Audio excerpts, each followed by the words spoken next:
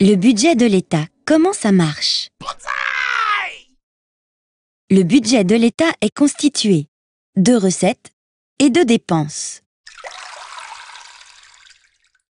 95% des recettes sont des recettes fiscales, c'est-à-dire les impôts sur le revenu, les sociétés et le patrimoine. Et les taxes sur la valeur ajoutée ou les produits pétroliers par exemple. Les dépenses, quant à elles, sont de 4 natures.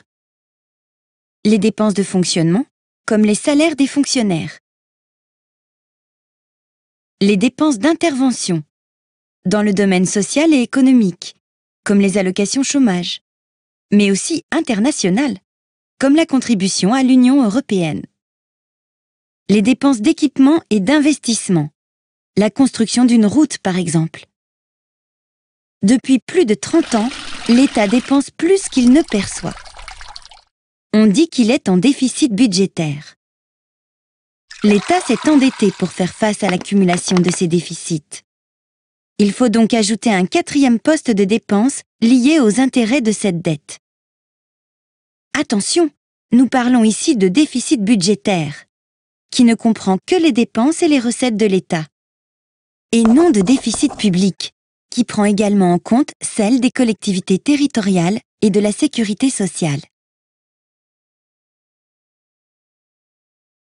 Dans la zone euro, tous les pays se sont engagés à présenter un déficit inférieur à 3% du PIB. Pour réduire son déficit, l'État a 2 leviers à sa disposition. L'augmentation de ses recettes et la réduction de ses dépenses. C'est le gouvernement et le Parlement qui déterminent quel levier privilégier lors de l'élaboration du budget.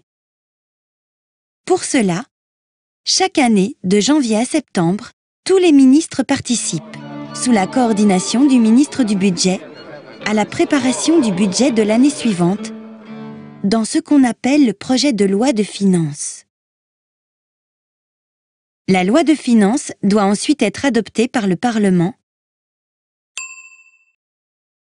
puis promulguée par le président de la République avant le 31 décembre. Tout au long de ce processus, des institutions indépendantes, telles que la Cour des comptes ou l'Union européenne, exercent un contrôle. Pour établir le budget, le gouvernement doit tenir compte des prévisions de croissance. En effet, si l'activité économique ralentit et que le chômage augmente, les recettes fiscales de l'État diminueront. Et certaines de ces dépenses, les allocations chômage notamment, augmenteront.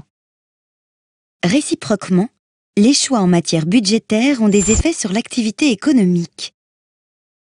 En effet, si l'État dépense davantage en prestations sociales afin d'augmenter le pouvoir d'achat des ménages, cela peut avoir un effet positif sur la consommation et la croissance. Les orientations retenues dans le budget sont déterminantes pour les politiques publiques. Il est donc essentiel qu'elles soient analysées et discutées dans le débat public.